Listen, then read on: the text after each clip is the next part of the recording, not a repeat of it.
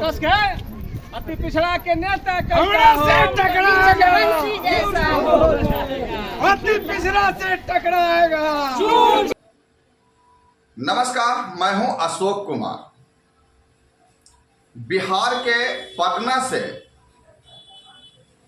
RJD MLC professor Ramballi Singh Chandravanshi ji ने 2 अक्टूबर को कर्पूरी ग्राम समस्तीपुर से पद यात्रा का आरंभ किए हैं, जिसमें उनके साथ हजारों अति पिछड़ा के समर्थक और अति पिछड़ा के लोग शामिल हुए।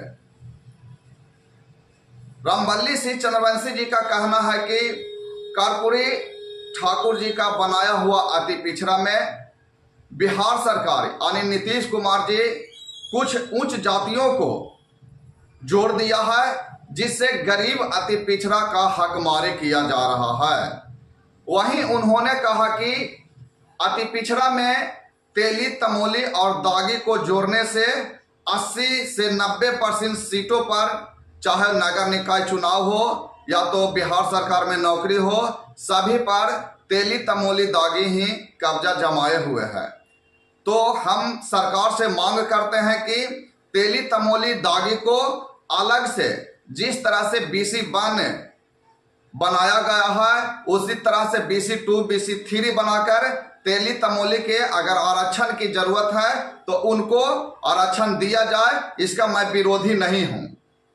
उन्होंने कहा कि अगर ये 5 सूत्री मांग नहीं माना गया तो हम पूरा बिहार में आंदोलन करेंगे और जब तक नहीं जीतेंगे आंदोलन चालू रहेगा।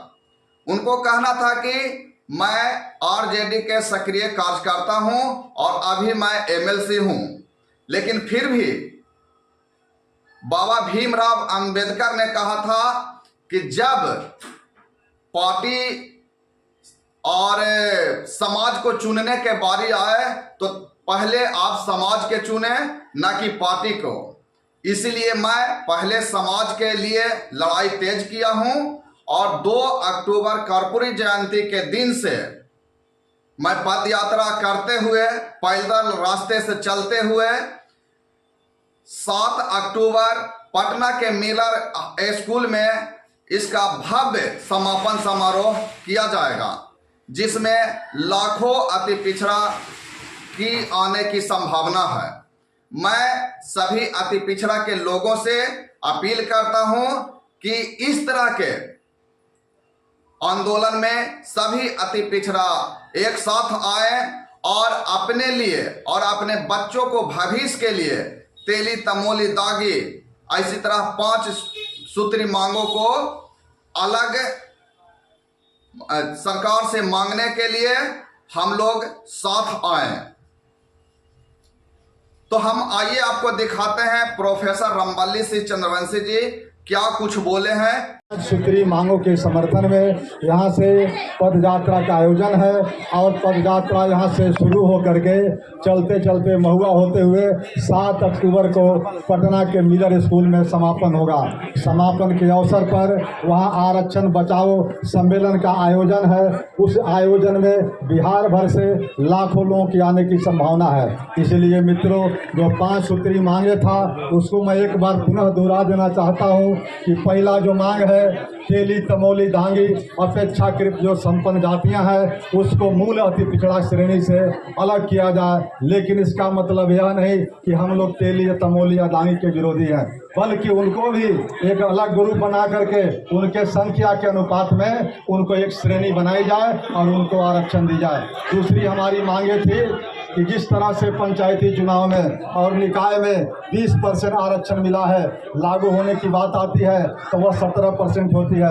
50% की अधिकतम सीमा है, उसको पूरा करने में अभी भी 13% बचा हुआ है। तो हम लोग मांग करते हैं कि अति पिछड़ों की संख्या 46% है, इसलिए उसको आप 20% से बढ़ा करके 33% किया जाए। दूसरी मांगे है जिस तरह से शेड्यूल कास्ट के और शेड्यूल ट्राइब्स का एट्रोसिटी एक्ट है, अत्याचार कानून है, उसी के तर्ज पर हम लोगों ने मांग किया है कि अत्यंत पिछड़ा वर्ग अत्याचार निरोधक कानून बने।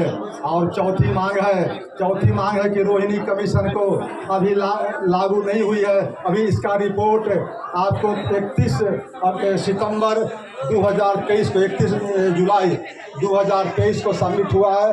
हम लोग मांग करते हैं कि रोहिणी कमीशन का रिपोर्ट सार्वजनिक हो और जिस तरह से बिहार में कर्पूरी फार्मूला है उसी तर्ज पर सेंटर में भी राष्ट्रीय स्तर पर कर्पूरी फार्मूला लागू किया जाए, यानी पिछड़ा और अति पिछड़ा का अलग से कैटेगराइजेशन किया जाए। और पांचवा जो मांग है, वंचितों के उत्थान के लिए हजारों और लोगों ने कुर्बानी दी है, उसका नेतृत्व करने वाले हमारे पुरोधा जननायक कर्पूरी ठाकुर जी को और हमारे दूसरे पुरोधा अब्दुल कयूम अंसारी साहब को और तीसरे पुरोधा हमारे दशरथ मांझी जी को, ये तीनों को मरणोपरांत भारत रत्न से सम्मानित किया जाए। यही 5 सूत्री मांगों के लिए हम लोग का पदयात्रा प्रस्तावित है।